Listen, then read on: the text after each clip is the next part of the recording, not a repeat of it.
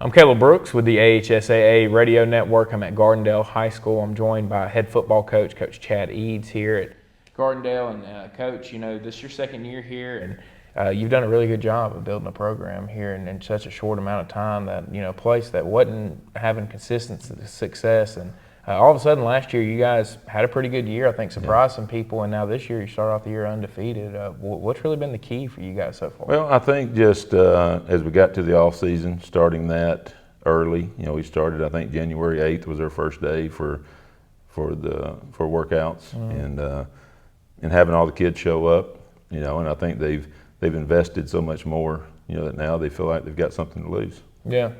Coming over from a school like Hoover, you know, do you feel like that kind of gives you a little bit of credibility with the kids, where they just say, well, he's obviously coming from a pretty good program over there? Yeah, I think so. You know, and I think in a program like that, you learn so much. You know, I learned so much from Josh and all the people I've worked for, and I spent a long time being an assistant, and luckily was smart enough to take notes and to think about. You know, I had a lot of time to think about how I wanted to do it and what's important and what's not. And there's you know, I think that gave me credibility. You know, I don't know if I even have the job without coming from there.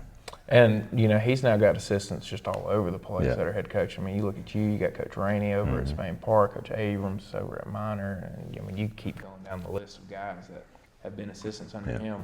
What is it, do you think, about, you know, learning under him and you know, getting a coach with him that does help these guys go off and be as successful? Well, I think the thing that he did for me, when you coach a position, it is totally yours. You know, you're like the head coach of that group of kids, and he's always there to support you.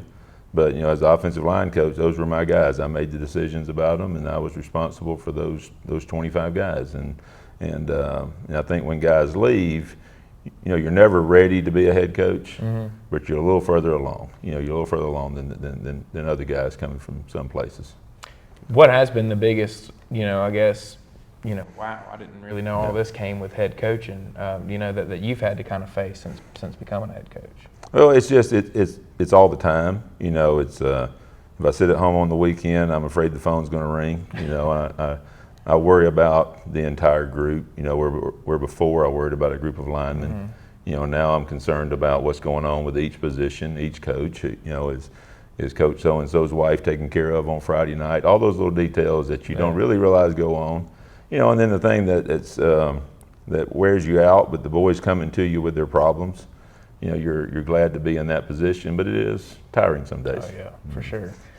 You know, having come from being an offensive line coach, I played offensive line, and I can tell you that the family of an offensive line is different than any other position. I don't know what it is, but it is different. So, you know, was that kind of hard for you to kind of leave that and leave, you know, knowing that you had that little family? Now you've got this huge family here at Gardendale with the whole team. Well, when I came here, there was an offensive line coach here, a very good coach, and I made the decision that I was not going to coach the offensive line. That was the hardest decision coming here. That's what I've been used to, and those are the kids and the personality that I'm kind of drawn to.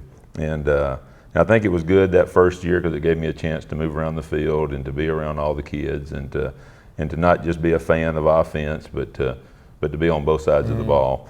And then as we came into this year, that offensive line coach took another job. So I do now coach the offensive line again. So you're kind of back to it. So that's I'm not sure how long you can do that. Yeah. But I enjoy that. It gives me some days a chance just to sit down and be with them. You know, and I'm enjoying that. It's a good group.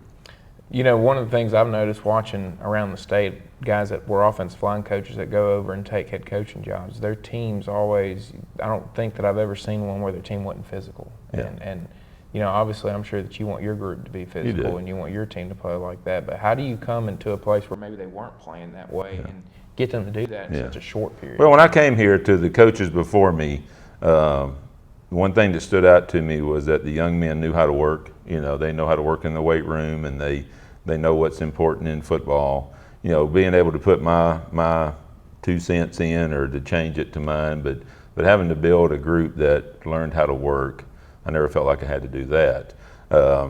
I think to become a physical team, you have to go to practice and be physical.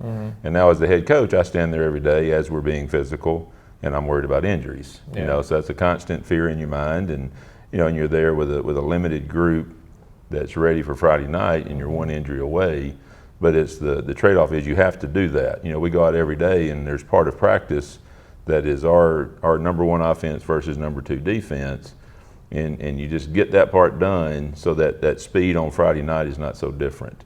And the more they can compete against each other, you know, and it's an everyday, hey, he got me yesterday, I need to get him today, and that's how you learn that to be physical, and that becomes ingrained in them. Yeah. Last year was the first year of the new rules for practice, things like that. Does that kind of affect how you can teach to be physical at practice? I don't know. You know, I'm not totally against the rules of it. I think it's if anything, it's making coaches learn how you can be physical without pads on. You know, and that's a hard thing to teach a young kid because there's so much ego out in the field. They don't want to. You know, if a wide receiver is going up for a ball, that DB's got to be mentally mature enough to let him go by. You know, and because me as a coach, I know he would have made that play. He doesn't have to take a shot on him because we need that receiver on Friday night. We also need that DB, but they have to learn how it's a game that can still be physical. You can still be full speed just because even though you're just in shorts and helmets. You know, and and the physical part becomes the speed getting to the ball. You know, there's a full speed contact and there's a full speed up to contact. And that's one thing I think we've done a better job as coaches in year number 2 of me being here, of our kids learning that just because you're not in full pads doesn't mean you don't get in front of a guy to tackle him. You get there and then you both pull up, you know, and you avoid that big contact. Yeah. And, you know, one of the things that I've heard other people talk about, especially, you know, with Saturdays, college football, with how they've limited practice the same way, is you can't practice tackling as much. So do you feel like it has made tackling maybe a little bit more difficult on Friday nights because you can't practice it the way you used to? Well, that's probably the hardest thing. I think the good coaches find new and inventive ways to teach tackling, you know, and you don't have to do it.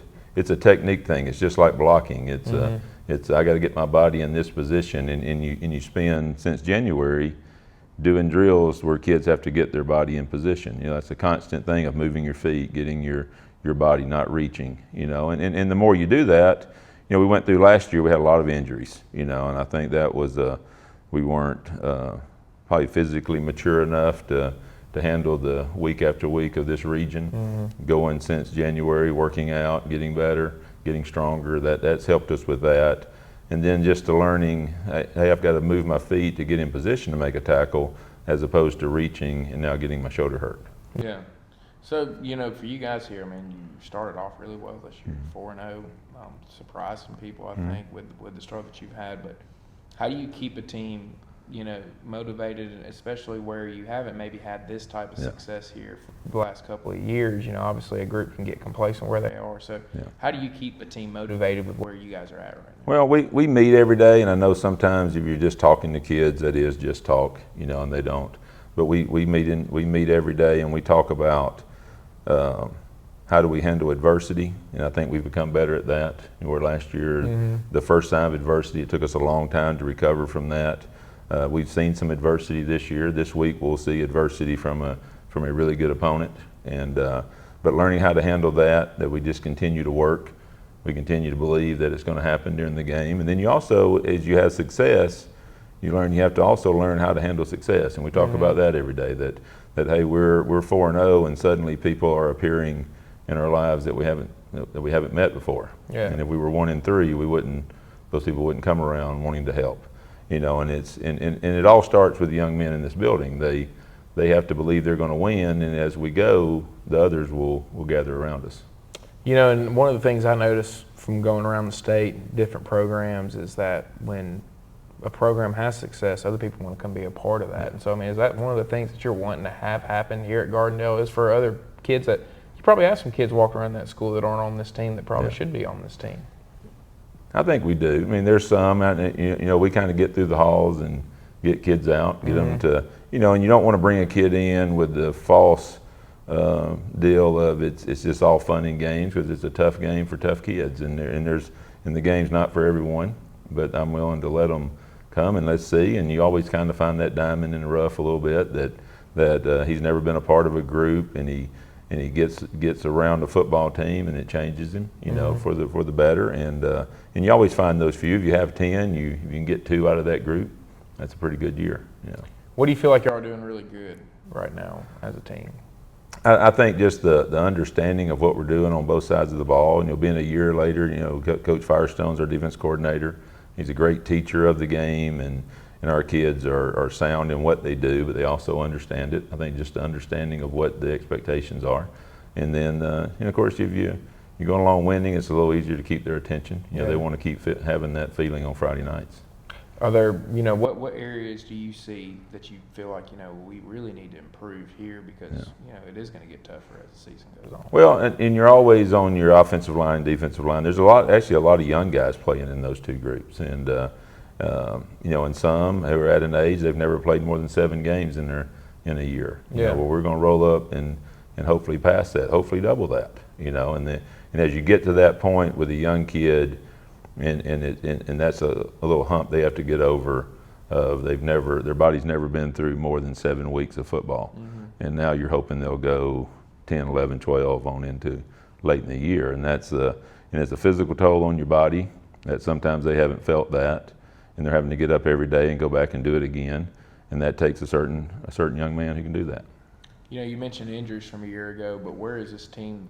Where do you see the biggest difference between this team and last year's team? Just the mental toughness of being able to handle adversity. You know, I think we were all so new last year, and you know, I forget that I was somewhere 11 years, and the seniors I coached the last year at Hoover High School, they were in the second or third grade when I first went there. You know, and I'd been with them in camps, and they were little brothers of former players, and I knew their personalities. I knew when they walked in the door it was a good day or a bad day. And you go through that first year, and that was one of the things that kind of threw me off was not knowing their personalities. And toward now, as we went into this year, knowing what's their strengths, what are their weaknesses, what affects them in a bad way, what affects them in a good way. Well, Coach, I really appreciate you. Thank you very much. Thank you very much. Good luck to you guys the rest of the year. I'm excited for you guys. It's been a great start. Hopefully you guys can keep it going, and looking forward to seeing, you know, how the end result is. Well, thank you very much.